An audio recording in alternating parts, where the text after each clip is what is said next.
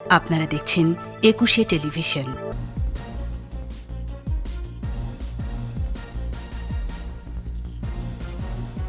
Corona ভাঙছে সংক্রমণের record. একদিনে শনাক্ত ৭,৬২৬। চিকিৎসা সেবা নিয়ে দুশ্চিন্তায় স্বাস্থ্যমন্ত্রী। লকডাউনের তৃতীয় দিনে রাজধানীতে যানবাহনের চাপ, মার্কেট খোলার দাবিতে বিক্ষোভ, বিধি মানছেন না অনেকেই। হেফাজতের তাণ্ডবের ঢাল, এতিম শিশুরা, বিদেশে বসে কনক ইলিয়াসের অপপ্রচারের মিশন এখন মাদ্রাসা, নেপথ্যের চক্র শনাক্ত। মিয়ানমারে আজও সেনাবাহিনীর গুলিতে ৭ জন নিহত, বিভিন্ন শহরে গণতন্ত্রকামীদের বিক্ষোভ সমাবেশ।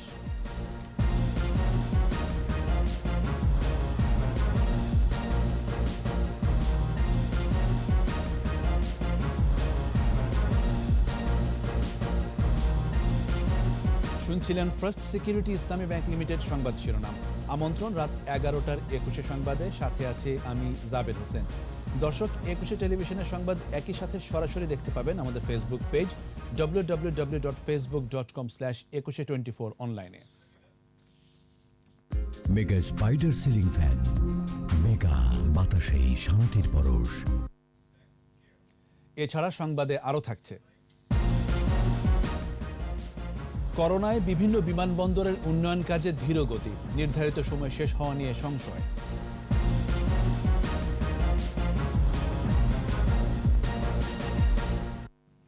প্রতিদিনই ভাঙছে করোনা শনাক্তের রেকর্ড।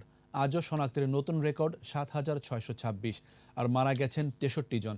দৈনিক সংক্রমণ হার বেড়ে ২২.02%।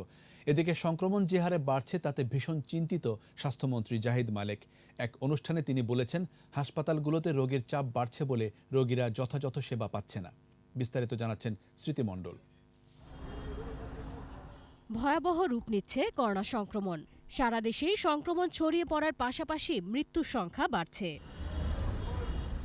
স্বাস্থ্য অধিদপ্তরের তথ্য বলছে, ২৩৭টি ল্যাবে সর্বোচ্চ ৩৪,৬৩০টি নমুনা পরীক্ষায় শনাক্ত ৭,৬২৬। এই সংখ্যাটি এ যাবৎকালের সর্বোচ্চ। গত বছরের ৮ মার্চ থেকে শুরু করে এ পর্যন্ত মোট শনাক্তের সংখ্যা ৬,৫৯,২৭৮। একদিনে মারা গেছে ৬৩ জন, মোট মৃত্যু ৯,৪৪৭, আর একদিনে সুস্থ হয়েছে ৩,২৫৬ জন। পরীক্ষার বিপরীতে দৈনিক সংক্রমণ হার বেড়ে ২২.02%। এ পর্যন্ত শনাক্ত ১৩.৫০, সুস্থতার হার ৮৫.১৯ ও মৃত্যু ১.৪৩%। সবচেয়ে বেশি মৃত্যু ঢাকা বিভাগে ৪১ জন। মৃত্যু তালিকায় ৬০ ব্যক্তির সংখ্যা ৪০। এদিকে সংক্রমণ বৃদ্ধি পাওয়ায় চিকিৎসা সেবা দেয়া নিয়েই চিন্তিত স্বাস্থ্যমন্ত্রী। বঙ্গবন্ধু শেখ মুজিব মেডিকেল বিশ্ববিদ্যালয়ে বিশ্ব স্বাস্থ্য দিবসের অনুষ্ঠানে ভার্চুয়ালি যোগ দিয়ে এই শঙ্কার কথা জানান মন্ত্রী। স্বাস্থ্য সেবা দিতে হিমশিম খেতে হচ্ছে এবং অনেকে স্বাস্থ্য সেবা সে প্রপারলি পাচ্ছেও না। এটাও যেহেতু অনেক বেশি চাপ, এবং আমি এটাও লক্ষ্য করেছি মা ও শিশুরা এই প্যান্ডেমিকে, এই মহামারীতে আরো বেশি তারা ক্ষতিগ্রস্ত হচ্ছে। এ অবস্থা থেকে উত্তরণে সংক্রমণ রোধ করা ছাড়া বিকল্প কিছু নেই বলেও মন্তব্য করেন স্বাস্থ্যমন্ত্রী। লকডাউন দেওয়া হয়েছে, সংক্রমণ যেহেতু বৃদ্ধি পেয়েছে অতিমাত্রায়। স্মৃতি মণ্ডল, একুশে টেলিভিশন, ঢাকা। তৃতীয় দিনের লকডাউনেও ঢিলে ঢালা ভাব। রাজধানীতে ব্যক্তিগত গাড়ি তো চলছেই, সেই সাথে আজ থেকে স্বাস্থ্যবিধি মানার শর্তে রাজধানীর সড়কে নেমেছে গণপরিবহনও। তবে অনেকের মধ্যেই স্বাস্থ্যবিধি মানার বিষয়ে অনীহা। এদিকে মার্কেট, শপিং মল খুলে দেওয়ার দাবিতে রাজধানীর কিছু স্থানে বিক্ষোভ করেছে দোকান মালিক, শ্রমিক ও কর্মচারীরা। মাহমুদ হাসানের রিপোর্ট।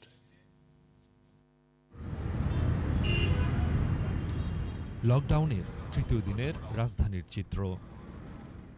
করোনা সংক্রমণের ঊর্ধ্বগতি, তারপরও অন্য যে কোনো স্বাভাবিক দিনের মতোই একটি দিন। শুরুতে বন্ধ থাকলেও আজ থেকে শর্ত সাপেক্ষে গণপরিবহন চলছে। যাত্রী, চালক সবাই পরছেন মাস্ক। ব্যক্তিগত গাড়ি তো আগে থেকেই চলছে। অনেক স্থানেই ছিল এরকম যানজট। স্বাস্থ্যবিধি মেনে উন্মুক্ত স্থানে কাঁচা বাজার বসার কথা থাকলেও কেউই কথা রাখছে না। বাজারের জায়গায় বাজার বসছে, কেনাকাটাও চলছে। শুধু স্বাস্থ্য নিয়ম মানার কোনো বালাই নেই।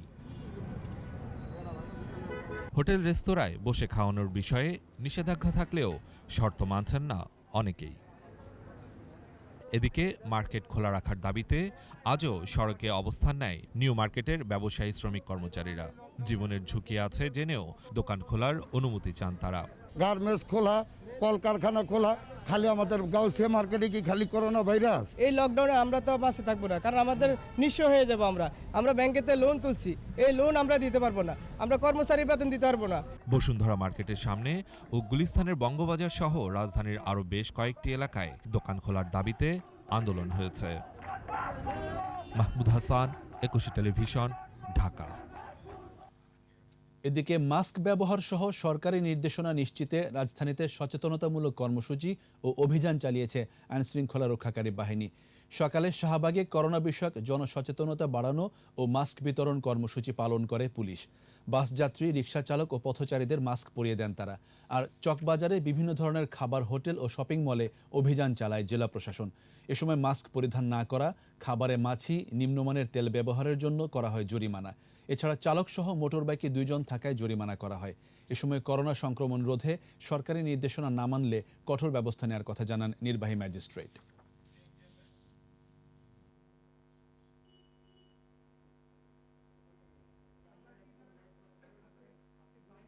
যারা প্রতিষ্ঠানের বিক্রয় কর্মী, যারা বিক্রয় করতেছেন, তারা মাস্কও পরেন না, তাদের হ্যান্ড স্যানিটাইজার নাই, মাথায় আপনার কোনো ক্যাপও নাই। প্রাথমিকভাবে আমরা জরিমানা করছি, বাট পরবর্তীতে আমরা কারাদণ্ডের দিকেও আমরা নজর দিব। তৃতীয় দিনেও সারা দেশে লকডাউন চলছে ঢিলেঢালাভাবে। অনেক স্থানেই মানা হচ্ছে না স্বাস্থ্যবিধি। দূরপাল্লার বাস বন্ধ থাকলেও অভ্যন্তরীণ রুটে যানবাহন চলছে। এছাড়া শহর বাজারের অধিকাংশ দোকানপাটই খোলা, তবে বন্ধ শপিং মলগুলো। লকডাউন কার্যকরে তৎপর প্রশাসন ও আইনশৃঙ্খলা বাহিনী। প্রতিনিধিদের সহায়তায় আরও জানাচ্ছেন সমর ইসলাম। খুলনায় স্বাস্থ্যবিধি মানছেন না অনেকেই। দোকানপাট খোলা থাকলেও শপিং মল ও মার্কেট বন্ধ রয়েছে, চলছে না দূরপাল্লার বাস। এদিকে মাস্ক পরা ও স্বাস্থ্যবিধি নিশ্চিত করতে প্রশাসনের অভিযান চলছে, করা হচ্ছে মামলা ও জরিমানা। সরকারের সিদ্ধান্ত মেনে সিলেটে তৃতীয় দিনের মতো দোকানপাট বন্ধ রেখেছেন ব্যবসায়ীরা। তবে শনিবারের পর আর কোনো লকডাউন মানা হবে না বলে ঘোষণা দিয়েছেন নগর ব্যবসায়ী সমিতির নেতারা। আগামী শনিবার নগরীতে মানববন্ধন কর্মসূচির ঘোষণা দিয়েছেন ব্যবসায়ীরা।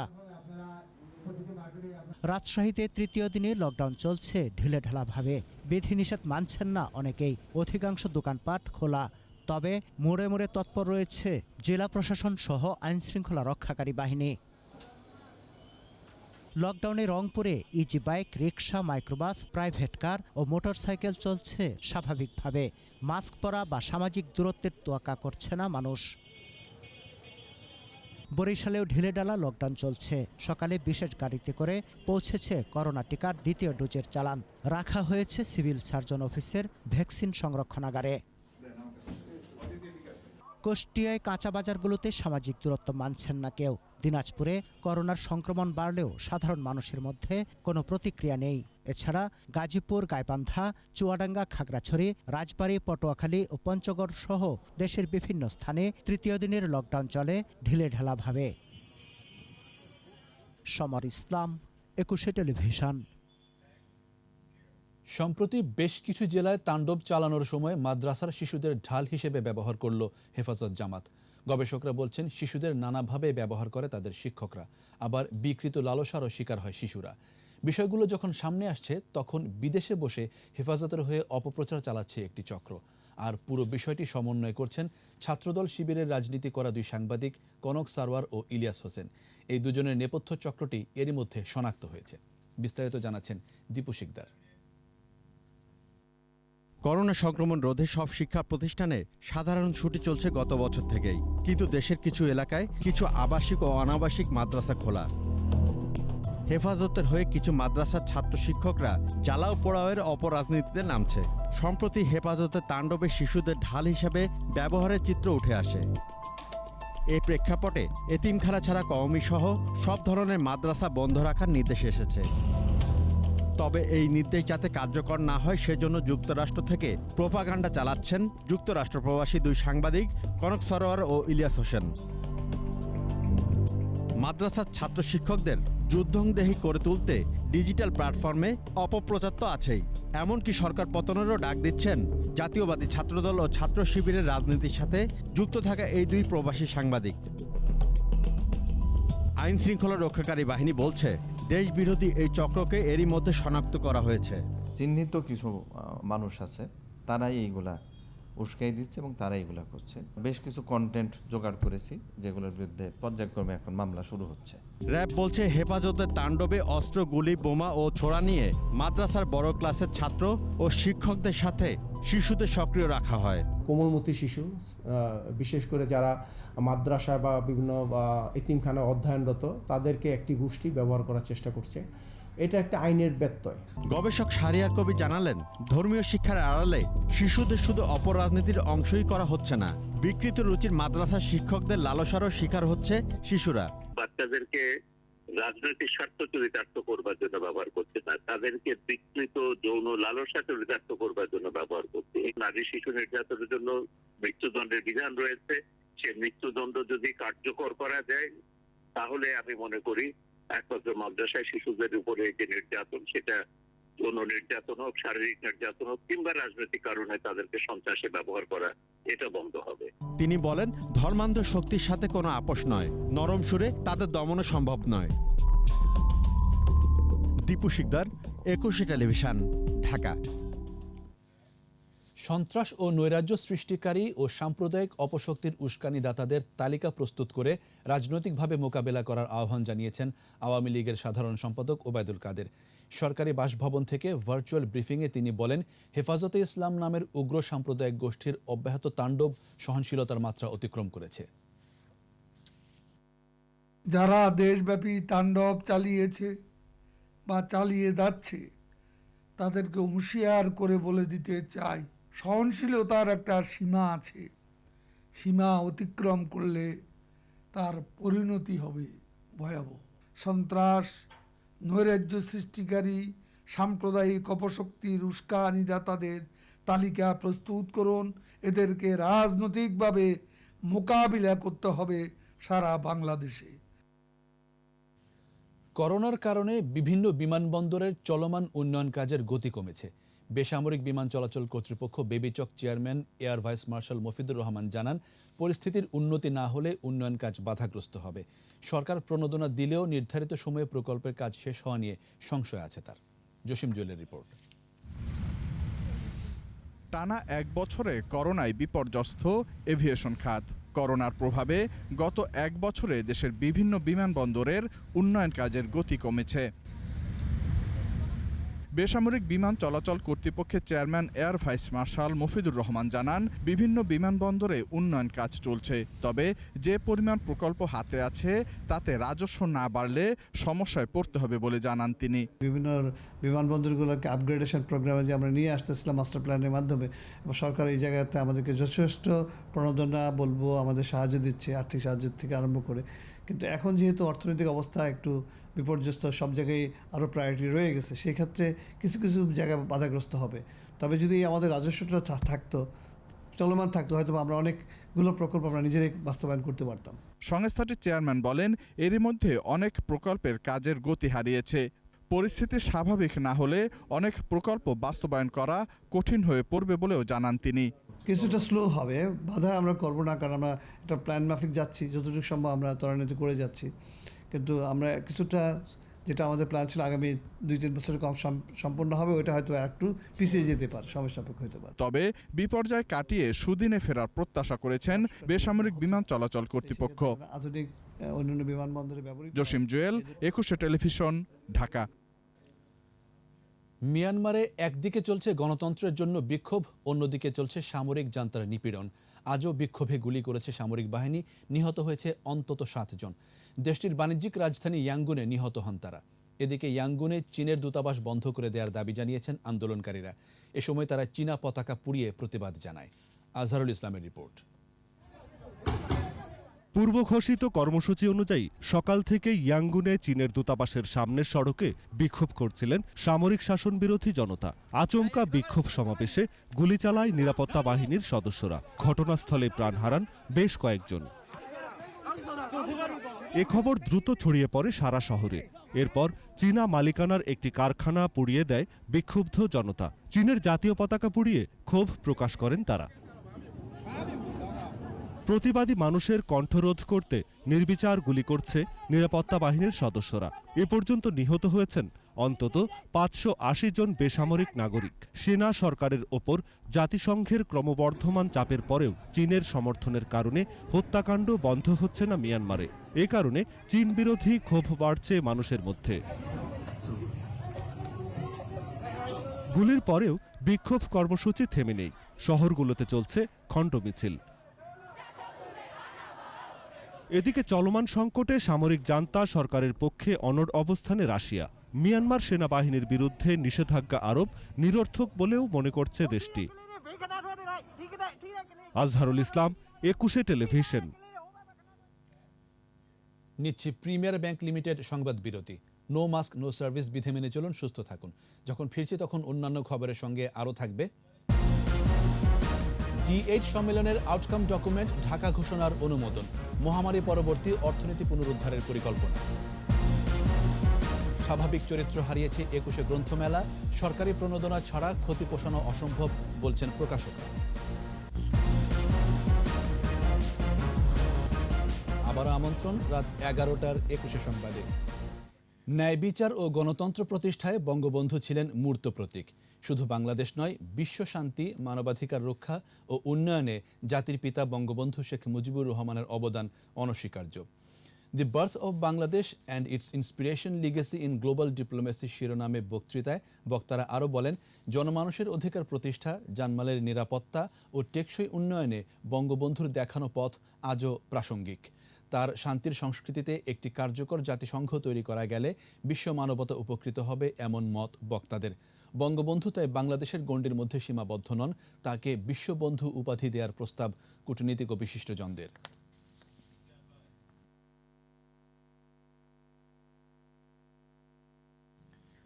কিছু সেতুর কারণে নৌ দুর্ঘটনা বাড়ছে। নৌ নিরাপত্তা সপ্তাহের উদ্বোধনী অনুষ্ঠানে নৌ পরিবহন প্রতিমন্ত্রী জানান, সম্প্রতি নারায়ণগঞ্জে শীতলক্ষ্যায় লঞ্চডুবির কারণ এরকমই একটি সেতু। ওই ঘটনায় তদন্ত করে ব্যবস্থা নেওয়ারও আশ্বাস দেন তিনি। আর নিরাপদ নৌপথ নিশ্চিত করতে আইন মেনে চলার আহ্বান জানিয়েছেন স্বরাষ্ট্রমন্ত্রী। তৌহিদুর রহমানের রিপোর্ট। সম্প্রতি নারায়ণগঞ্জের শীতলক্ষ্যায় কার্গোর ধাক্কায় একটি ছোট লঞ্চ ডুবে যায়। একদিন পর উদ্ধার করা হয় ডুবে যাওয়া লঞ্চটি। উদ্ধার করা হয় 34 জনের মরদেহ।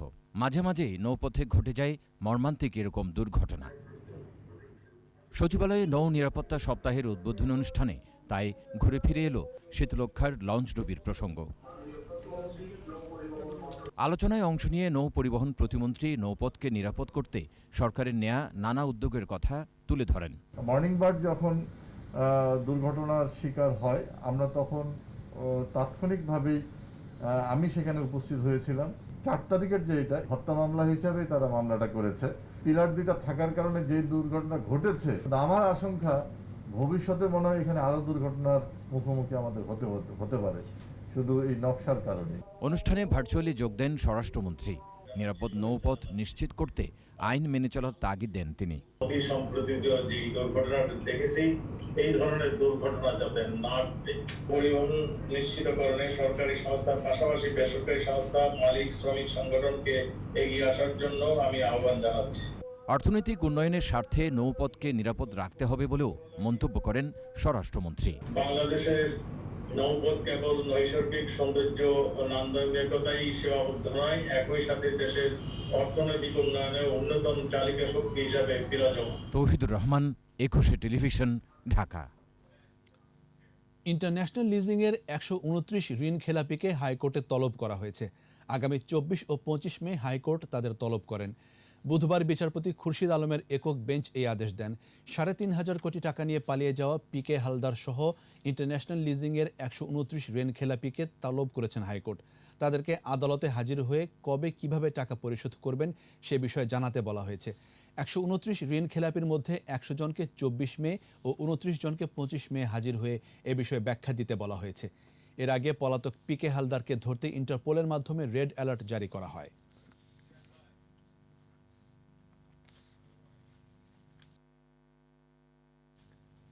ওয়াজ মাহফিলে শিশু বক্তা হিসেবে আলোচিত রফিকুল ইসলাম মাদানিকে আটক করেছে আইনশৃঙ্খলা রক্ষাকারী বাহিনী। মঙ্গলবার রাতে গ্রামের বাড়ি নেত্রকোনার পূর্বধলার লেটির কান্দা থেকে তাকে আটক করা হয়। রফিকুল ইসলাম মাদানিকে আটকের বিষয়টি নিশ্চিত করেছেন নেত্রকোনার পুলিশ সুপার আকবর আলী মুন্সি। তিনি জানান, রফিকুল ইসলাম বর্তমানে র্যাব হেফাজতে আছেন। এদিকে র্যাব জানায়, রাষ্ট্রবিরোধী উস্কানিমূলক ও ঔদ্ধত্যপূর্ণ বক্তব্য দেয়া এবং বিশৃঙ্খলা সৃষ্টির অভিযোগে রফিকুল ইসলাম মাদানিকে আটক করা হয়েছে। এদিকে রফিকুল ইসলাম মাদানিকে আটকের প্রতিবাদে বিকেলে নেত্রকোনা প্রেস ক্লাবে সংবাদ সম্মেলন করেছে হেফাজতে ইসলাম।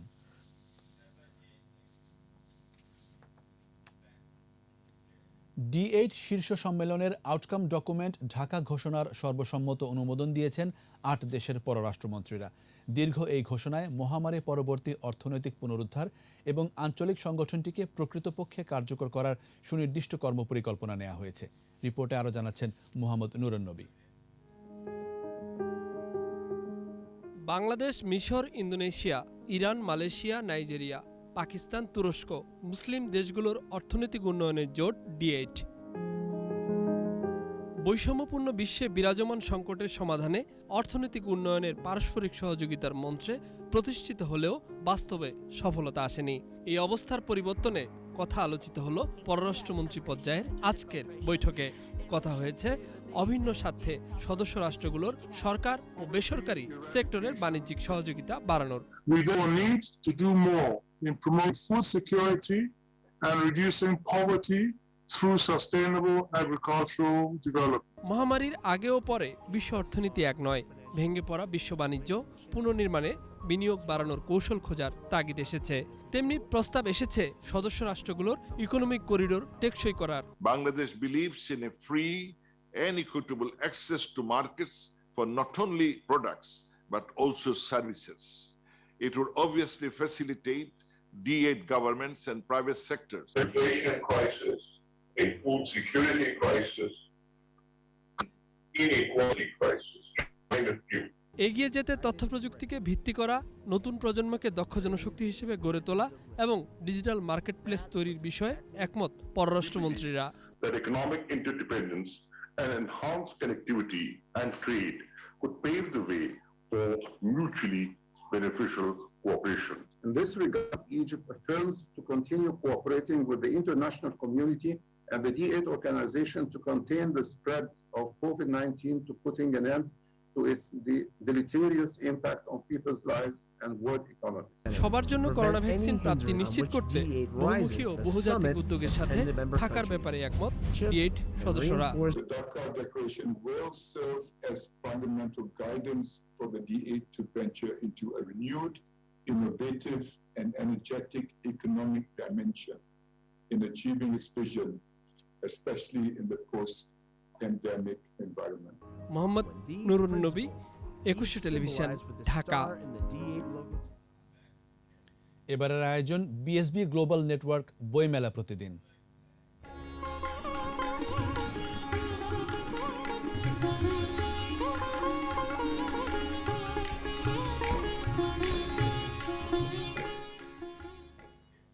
স্বাভাবিক চরিত্র হারিয়েছে অমর 21 গ্রন্থমেলা। স্টলগুলোতে বইপ্রেমীদের ভিড় নেই, আড্ডা নেই প্রাঙ্গণে। প্রকাশকরা বলছেন, যে হারে বই বিক্রি হচ্ছে তাতে স্টল বানানোর খরচ উঠবে না। তারা আরও বলছেন, সরকারি প্রণোদনা ছাড়া এবারের ক্ষতি পোষানো সম্ভব নয়। মফিউর রহমানের রিপোর্ট। 21তম দিন পার করল অমর 21 গ্রন্থমেলা। লকডাউনের কারণে সময়সূচি পরিবর্তন করে বাংলা একাডেমি। মেলা প্রাঙ্গণ খোলা, আর অলস সময় পার করছেন স্টল কর্মীরা। এমন নিস্তরঙ্গ পরিবেশে নিরাপত্তার ঘাটতি দেখা দিয়েছে বলে অভিযোগ প্রকাশকদের। আসি দেখি, আমি ভিতরে দেখি যে বই টই সব উঁচু নিচু করে মানে রাখা, তছনছ করা। ভিতরে ঢুকে যখন সুইচ দিতে গেছি দেখি যে ফ্যান নাই। তো আমি বের হয়ে জিজ্ঞেস করলাম যে ব্যাপার কি, ফ্যান নাই কেন? আশেপাশে যখন এই কথা বললাম, আরও কয়েকজন বলল যে আমাদেরও তো ফ্যান পাচ্ছি না। ঢিলে ঢালা বইমেলাকে প্রাণের মেলা বলে চেনা যায় না, বললেন পাঠকরা।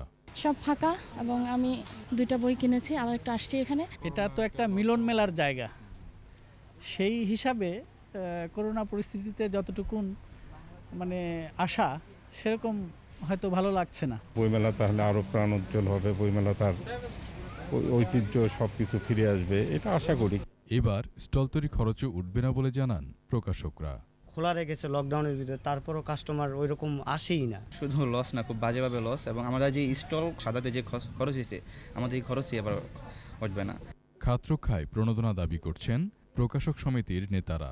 আমরা একটা বিক্রয় ফর্ম তৈরি করেছি, এই বাংলাদেশ পুস্তক প্রকাশক বিক্রেতা সমিতি, এই বিক্রয় ফর্মটা আমরা সবাইকে দিয়েছি, এবং এই বিক্রয় ফর্মটা আমরা সংগ্রহ করে আমাদের আসলে ক্ষতির পরিমাণ নির্ধারণ করে আমরা একটা আবেদন করব। 21তম দিন মেলায় বই এসেছে 69টি। Mofiur Rahman, 21 television, Dhaka. Premier bank limited সংবাদ বিরতি। নো মাস্ক নো সার্ভিস বিধি মেনে চলুন, সুস্থ থাকুন। যখন ফিরছে তখন অন্যান্য খবরের সঙ্গে আরও থাকবে। মুন্সিগঞ্জে পৌর মেয়রের বাসভবনে বিস্ফোরণের কারণ জানা যায়নি। দগ্ধ 12 জন, শেখ হাসিনা বার্ন ইনস্টিটিউটে চিকিৎসাধীন। বিশ্বব্যাপী করোনা সংক্রমণ বাড়ায় ভ্যাকসিন কার্যক্রম চ্যালেঞ্জের মুখে, দাবি বিভিন্ন জরিপ সংস্থার। দেখছেন রাত 11টার 21 সংবাদ। মুন্সিগঞ্জের মীরকাদিম পৌরসভার মেয়র আব্দুস সালামের বাসভবনে বিস্ফোরণের কারণ এখনও জানা যায়নি।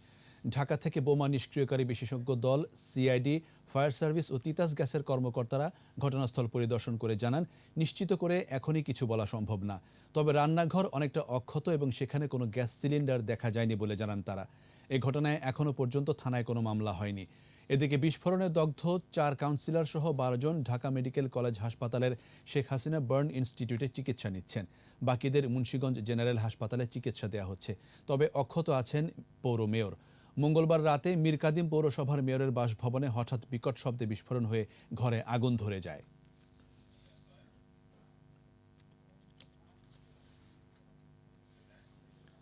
শ্রমনির্ভর অর্থনৈতিক উৎসের পাশাপাশি দক্ষতামুখী কর্মসূচির মাধ্যমে দেশের আর্থসামাজিক অগ্রগতি দ্রুত করা সম্ভব বলে মন্তব্য করেছেন তথ্য ও যোগাযোগ প্রযুক্তি প্রতিমন্ত্রী জুনায়েদ আহমেদ পলক। গ্রামীণ ফোন এক্সপ্লোরার দ্বিতীয় ব্যাচের কার্যক্রম উদ্বোধন করে তিনি বলেন, প্রতিষ্ঠানটির এই কার্যক্রমের মাধ্যমে বিশ্বব্যাপী অনলাইন মার্কেটিংয়ের সুযোগ পাবে প্রযুক্তি নির্ভর প্রজন্মের একটি অংশ। ভার্চুয়াল উদ্বোধনী অনুষ্ঠানে প্রতিমন্ত্রী আরও বলেন, তারুণ্যের শক্তি কাজে লাগিয়ে 2041 সালে প্রযুক্তি বিশ্বের নেতৃত্ব দেবে বাংলাদেশ।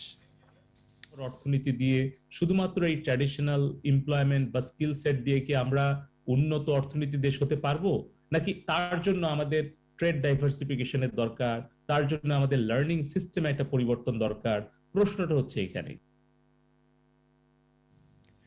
দিনাজপুরের চিরির বন্দরে লৌহজ খনিজ পদার্থের অবস্থান নিশ্চিতের পর খনির সম্ভাব্যতা যাচাই শুরু করেছে বাংলাদেশ ভূতাত্ত্বিক জরিপ অধিদপ্তর। আগামী 4 মাস ধরে চলবে এই কার্যক্রম। অবস্থানের বিষয়টি নিশ্চিত হলে এই জেলায় খনির সংখ্যা দাঁড়াবে 6টিতে। দিনাজপুর থেকে চিত্ত ঘোষের রিপোর্ট, জানাচ্ছেন রত্না জামান। খনিজ সম্পদে ভরপুর জেলা হিসেবে এরই মধ্যেই পরিচিতি লাভ করেছে দিনাজপুর জেলা। এই জেলায় রয়েছে দেশের একমাত্র উৎপাদনশীল কয়লার খনি বড়পুকুরিয়া। এছাড়া ফুলবাড়ি ও দিঘিপাড়া কয়লা খনির পাশাপাশি রয়েছে একমাত্র ভূগর্ভস্থ পাথর খনি মধ্যপাড়া। সম্প্রতি হাকিমপুরে সন্ধান মিলেছে লোহার খনির। এ অবস্থার মধ্যেই জেলার চিরিরবন্দর উপজেলার কেশবপুরে লৌহ খনির সম্ভাব্যতা যাচাইয়ে কার্যক্রম শুরু করেছে বাংলাদেশ ভূতাত্ত্বিক জরিপ অধিদপ্তর। বড়পুকুরিয়ার কয়লা খনি উত্তোলন করতে গিয়ে এলাকার বহু জমি নদীতে পরিণত হয়েছে এবং অনেক মানুষ ঘরবাড়ি ছাড়া হয়েছে। এই সমস্ত জিনিস যেন আমাদের এই এলাকায় না হয়। কার্যক্রম শুরুর সাথে সাথেই এলাকাবাসীর মধ্যে দেখা দিয়েছে উচ্ছ্বাস। তবে খনি পাওয়া গেলে ক্ষতি হবে বাড়িঘর ও আবাদি জমির। তাই উপযুক্ত ক্ষতিপূরণের পাশাপাশি কর্মসংস্থানের প্রত্যাশা তাদের। খনি যখন উত্তোলন হবে আমাদের দাবি দেওয়া, আমাদের ক্ষতিপূরণের জন্য আমরা যেন পাই। 10টা লোকের ইয়ার জন্য যদি আমাদের 100 লোকের যদি উপকার হয় তাহলে আমরা এখনই চাবো। খনিটা হলে দেশেরও অনেক কাজ হবে, বেকার সমস্যা দূর হবে। এখানে লোহার সাথে তামাসহ অন্যান্য খনিজ সম্পদ পাওয়ার আশাও করেছেন জিএসবি কর্মকর্তা। আসলে লোহা খনি থাকতে পারে, আরো খনিজ সম্পদ থাকতে পারে, ভূ অভ্যন্তরে আর কি কি আছে এবং কোনো একটা খনিজ সম্পদ পাওয়া গেলে তার ব্যাপ্তি কত, সেই বিষয়গুলো। আগামী 4 মাস এ এলাকায় জিডিএইচ এর কূপ খনন কাজ চলবে। রত্না জামান, 21 টেলিভিশন। এবার ব্যবসা বাণিজ্যের খবর।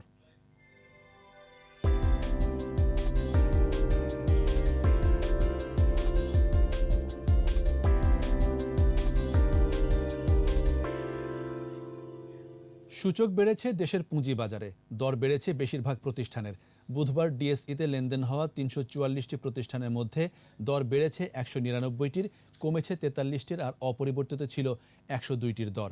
ডিএসইর প্রধান সূচক ডিএসইএক্স ৫৫ পয়েন্ট বেড়ে উঠে আসে ৫,৩৩৭ পয়েন্টে। দিন শেষে ডিএসইতে লেনদেনের পরিমাণ দাঁড়ায় ৫৮২ কোটি ৪২ লাখ টাকা। সূচক বেড়েছে অপর স্টক এক্সচেঞ্জ সিএসইতেও। লেনদেন হয়েছে ৩০ কোটি ৬৫ লাখ টাকার শেয়ার ও মিউচুয়াল ফান্ড।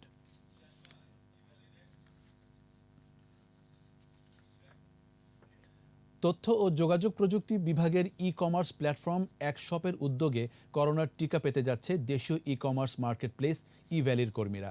ই-ভ্যালির পাশাপাশি ফ্রন্টলাইনার হিসেবে দেশের ই-কমার্স খাতে কর্মরত প্রায় ৬,০০০ কর্মী এই টিকা গ্রহণের সুযোগ পাবে। বুধবার রাজধানীর ধানমন্ডিতে ই-ভ্যালির প্রধান কার্যালয়ে টিকা গ্রহণের জন্য আনুষ্ঠানিকভাবে কর্মীদের অনলাইন নিবন্ধন শুরু হয়।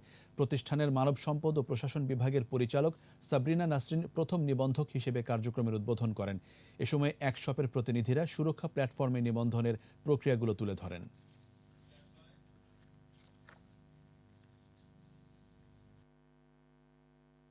আর এরই সাথে শেষ করছি রাত ১১টার ২১ সংবাদ। যাবার আগে ফার্স্ট সিকিউরিটি ইসলামী ব্যাংক লিমিটেড সংবাদ শিরোনামগুলো আরও একবার।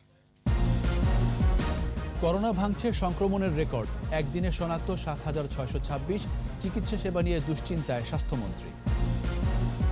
লকডাউনের তৃতীয় দিনে রাজধানীতে যানবাহনের চাপ, মার্কেট খোলার দাবিতে বিক্ষোভ, বিধি মানছেন না অনেকেই। হেফাজতের তাণ্ডবের ঢাল এতিম শিশুরা, বিদেশে বসে কনক ইলিয়াসের অপপ্রচারের মিশন এখন মাদ্রাসা, নেপথ্যের চক্র শনাক্ত। মিয়ানমারে আজও সেনাবাহিনীর গুলিতে ৭ জন নিহত, বিভিন্ন শহরে গণতন্ত্রকামীদের বিক্ষোভ সমাবেশ।